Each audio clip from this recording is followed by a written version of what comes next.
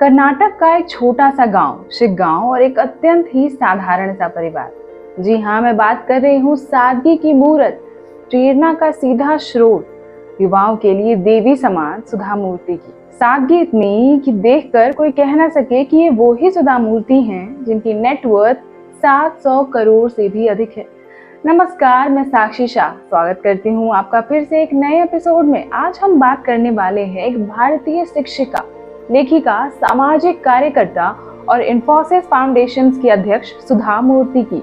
इनका पूरा नाम है सुधा कुलकर्णी। इनके माता पिता डॉक्टर RH कुलकर्णी और विमला कुलकर्णी हैं। इनका जन्म 19 अगस्त 1950 में कर्नाटक के एक छोटे से गांव में हुआ।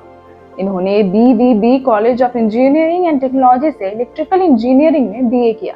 अपनी कक्षा में प्रथम स्थान प्राप्त किया और तत्कालीन कर्नाटक के मुख्यमंत्री श्री देवराज से गोल्ड मेडल भी जीता।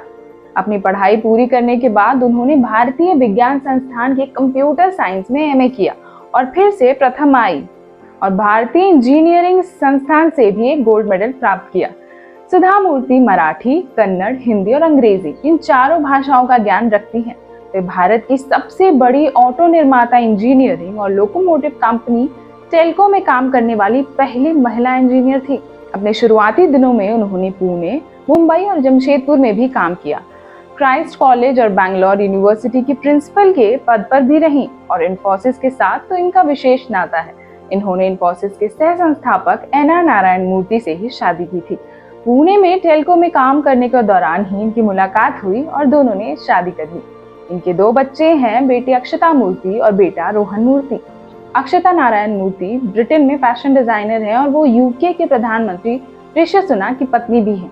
बेटे रोहन मूर्ति क्लासिकल लाइब्रेरी ऑफ इंडिया के साथ एक डिजिटल ट्रांसफॉर्मेशन स्टार्टअप सिरोको के संस्थापक हैं। सुधा मूर्ति एक प्रसिद्ध सामाजिक कार्यकर्ता हैं, लेखिका हैं। सुधा मूर्ति ने 8 उपन्यास लिखे हैं। 2006 में इन्हें भारत सरकार द्वारा सामाजिक कार्यों के लिए भारत के 4थे सर्वोच्च नागरिक पुरस्कार पद्मश्री से भी सम्मानित किया गया था। आपको बता दूं कि सुधा मूर्ति इन्फोसिस संस्थान की सह संस्थापिका भी हैं। इन्फोसिस फाउंडेशन के माध्यम से इन्होंने समाज में विविध क्षेत्रों में विकास को प्रोत्साहन दिया। कर्नाटक सरकार की सभी पाठशालाओं में इन्होंने कंप्यूटर्स और लाइब्रेरी उपलब्ध कराए। तमिलनाडु और अंडमान में जब सुनामी के समय जोरदार तबाही मची थी, महाराष्ट्र में लोग सूखे से ग्रस्त थे, परेशान थे, तब सुधा मूर्ति ने राहत कार्य के लिए बहुत काम किए थे, बहुत योगदान दिए थे। इनकी अपनी कंपनी इन्फोसिस की कहानी भी बड़ी चर्चित है।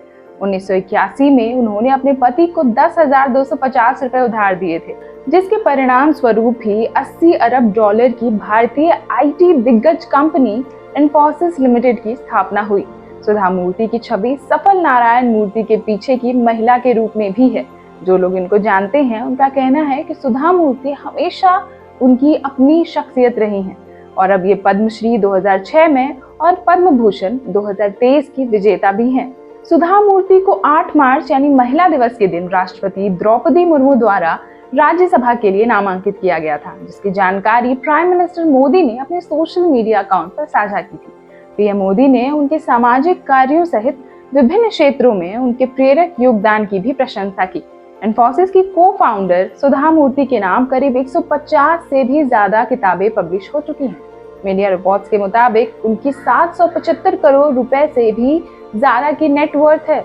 हालांकि इतनी अमीर होने के बावजूद भी सुधा मूर्ति साधारण जीवन जीती हैं और लो प्रोफाइल रहना ही पसंद करती हैं। तो कैसी लगी आपको सुधा मूर्ति की कहानी? मुझे कमेंट सेक्शन में जरूर बताइए और बने रहिए मेरे यानी साक्षी पाई के साथ। आपका बहुत बहुत धन्यवाद वीडियो को एंड तक देखने के लिए।